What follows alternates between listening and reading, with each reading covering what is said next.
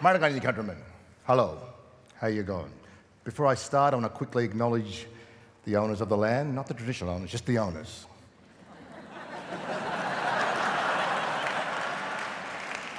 The Gadigal people of the Eora Nation.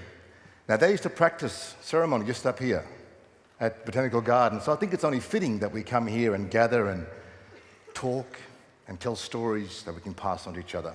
But it's not my land, so I want to acknowledge them first. That's my land there. See that? Spinifex, rolling mountains, red rocks, hard country, tough country, warrior people. That's me. That's two worlds I live in. I hunt with the spear and the gun. I put them together. I write my stories with the pen and the red ochre. It's my home. So I want to tell you, I want to take you on a little journey into my landscape and tell a little bit about me and about my journey standing here today. I used to sit on that mountain there and I used to dream about sharing my culture and my knowledge with the world. And I can't believe, actually I can believe because I always knew that I'd be able to do this. I've gone from there to here. So, thank you.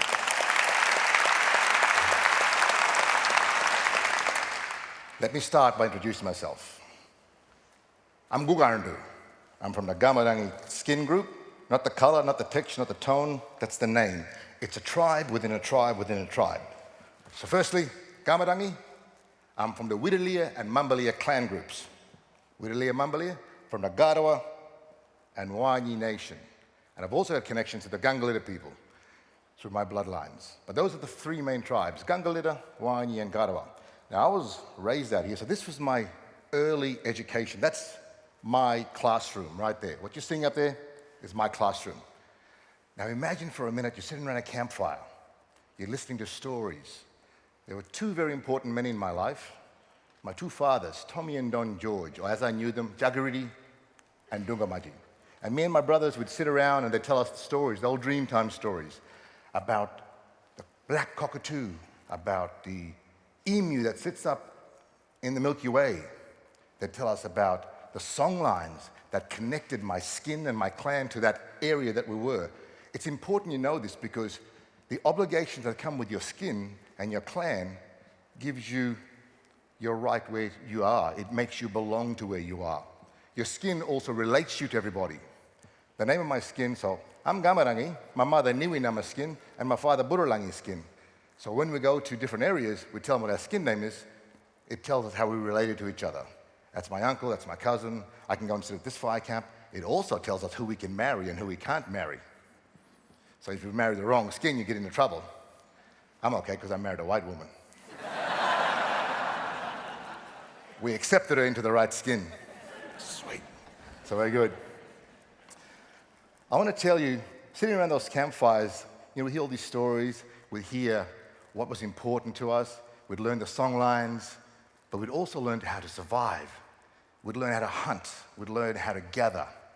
Now, my old dad, Tommy George, old Jagaridi, he was a funny old man. He'd take us boys out hunting for guana. I love guana. You ever tasted guana? We call it wanjala. I'll bring some next time. You can all have some, okay? Yeah? All right. So we'd go out hunting, and when you chase a guana, when you find one, there's two things you don't want them to do. Run up a tree, because you're going to be standing there all day trying to stone them down, or get back into their camp, because when they go back into their camp, it's hard to get them out. They go back into their hole that they've been hibernating over through winter. So you want to keep them away from that. So we chase them, right? He would be in the front, a big warrior man. We all behind for him. This one time we went into a camp, we standing there, and he'd use his old tobacco tin, the old log cabin tobacco tins. We're very resourceful people. We use anything. We adapt our culture to modern ways. So he'd use the tobacco tin to shine off the sunlight and into the holes to see the guana face. Because one day we all gathered around him. Go on, Dad, you got him. We got him, old man. He's coming out. And you see the eyes coming out. And when it came out, it was a huge brown snake. We never followed him anymore. But you got to understand, survival is part of our makeup and a part of who we are. So to me, that was an early childhood that I really, really appreciated. The first 12 years of my life was spent doing this. English was third language to us. We spoke Garawa and Waanyi, and a bit of Gangalidda as well. It wasn't until I was 12 years old that this woman right here, my mother, Yala Gunjimara, Noreen is a white man name, but Yalagunjimara is her proper name. That's my mum. She decided that I needed to go and learn how to speak properly in the white man's world, learn how to read and write, learn how to subtract and add and do all these things that the Western world was coming upon us. Now, you might notice that I'm a little bit fairer than Mum. That's because there's a white man dad involved somewhere. Don't know him, never met him. Because my mum was tribally promised to my father. So I was born to a black mother, a black father, having black brothers and sisters. For some reason, I knew I was a little bit different, but I couldn't work it out. Mum always told me that I was born in the sun, so you kind of got a little bit light. You know, Doomadgee was set up in the 1930s by the Brethren Church, and they brought all these different tribal groups together and put them into one place. Waanyi, Garawa, Yanyala, Lardil from Mornington Island, and made them all live together. Now, unfortunately, it broke down our systems, our tribal systems, our clan systems, our skin systems. So when they turned up and said, "We're here to civilize you, savages," my clan went, "We'll see you later. We're going this way." So they went out bush, and we stayed out there, and we learned about our tribal ways. But Mum decided that I needed to go to school to learn how to read and write. And it was very smart of her, because it gave me the opportunity to go and learn the white man's ways and get a formal white man's education. And it was important, because that was the world we were about to live in. So I walked into the classroom for the first time, 12 years old, and my teacher, Phil Peachy, said to me, "Okay, Alec, today we are learning how to do running writing." Now, you got to understand, English, couldn't really speak English that well. Running writing, okay? But I was like a sponge. I was so excited to learn and to experience this new world that I just jumped straight in. Right now, I can do running writing. Not that good, but it gets me by. It got me here. So I utilized that opportunity to learn as much as I could. That same year when I was in school, that first year, we also went on a school trip down to Townsville. The Pacific Arts Festival was happening. I saw different cultures. I saw the Maoris doing the haka. Whoa, oh, that's powerful. I seen the Samoans doing their dances, the Tongans. I seen the Fijians, the Solomon Islands. I went, wow, culture is important. I went, that's amazing, because I've got the opportunity from, when I was born to 12 to soak all that up. So I'm lucky I've got that. That made it real for me. Something else really important happened on the trip as well. I walked into a radio station and I saw Joey Gaia singing Uncle Willie on the radio. And I went, that's what I want to do. I want to work on radio. I want to work in the media. I want to work on television. I want to show the beauty of my culture to the world. I want to show how unique and how exotic it is. And that was my drive. I went home to Doomadgee and I said to my teacher, I said, "Mate, can we please do a radio program?" He said, "Look, Alec, it's not part of the curriculum. We can't do that." I kept bothering him and humbugging him. Finally, he said, "You know what? If you wait back after school, get a couple of mates. We'll see what we can do." So I pulled in a couple of cousins. Every day after school, we'd muck around and do interviews. We'd go interview the elders, tell stories. And every Wednesdays, on the back of the old school ute, we'd stand up with the big speakers and we'd pretend that we're actually doing a radio show. Stand there, speaking Karen on. Thought we were deadly. By the time I was 16, I had my first child. I was 16 years old. I made a decision that I was going to quit school and be a man and look after my child. I ended up having 5 children, 5 kids. This didn't deter me. In fact, this gave me more passion and more drive and more motivation to go out and be successful and achieve my goals in the media industry. I forged a very successful career. I'm still doing it. That's why I'm here, while single-handedly raising my children. Because I believe our children are the one thing that we leave on this earth when we leave. They're our one contribution to this society. Our children are the ones that will represent us when we leave.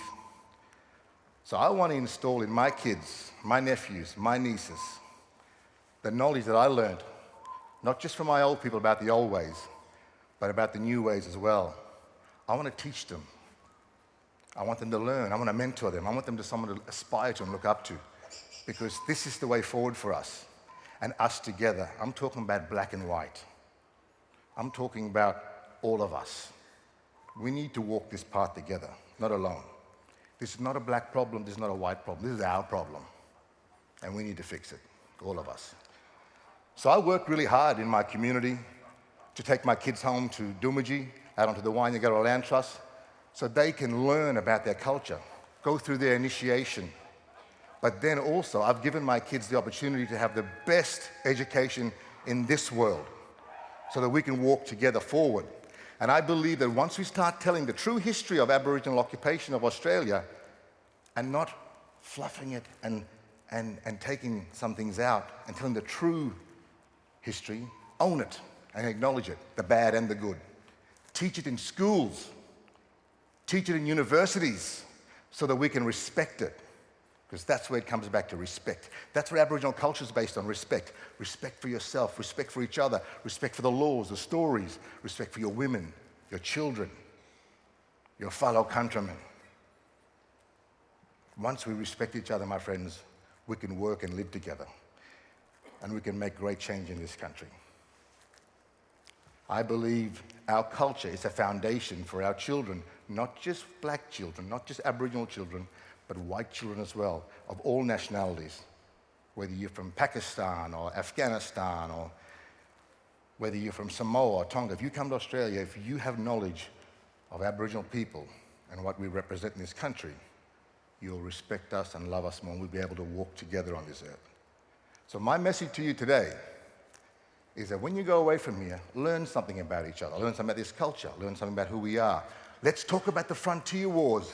Let's talk about the great warrior Pumulwai who fought the British for 11 years here in Sydney. He was the first resistant leader. How come we know about Che Guevara? How come we know about Sitting Bull?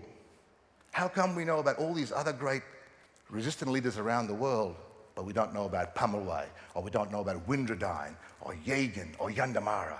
These are our warriors. These are our heroes. These are the people that we need to start celebrating and honouring. Now, I'm from an Aboriginal community, Doomadgee. That's where I go when I need to revive, refresh, refocus, and it's also now my classroom for my kids. That's why I take them home to Doomadgee, take them home to the Waanyi Land Trust so they can get their tribal education. The reason I say this is because right now, over in Western Australia, the state and federal governments are talking about forcibly closing down Aboriginal communities. That is wrong. And I'm here to tell you that if you close those communities down, you're going to be closing down potential future leaders of our communities and of our country. I am a product of that community, those communities. I am a perfect example why they should not be closed down. I will leave you today by also challenging you the next time I see you, learn a little bit about your home, your house where you live here in suburban Sydney or wherever you are, who was the traditional owners of that area. And I'd like you to learn a little bit about their tongue. Learn how to say thank you. Learn how to say hello or goodbye. So I'm going to leave you today by saying goodbye to you in my tongue. Maraganyi, my countrymen. Thank you.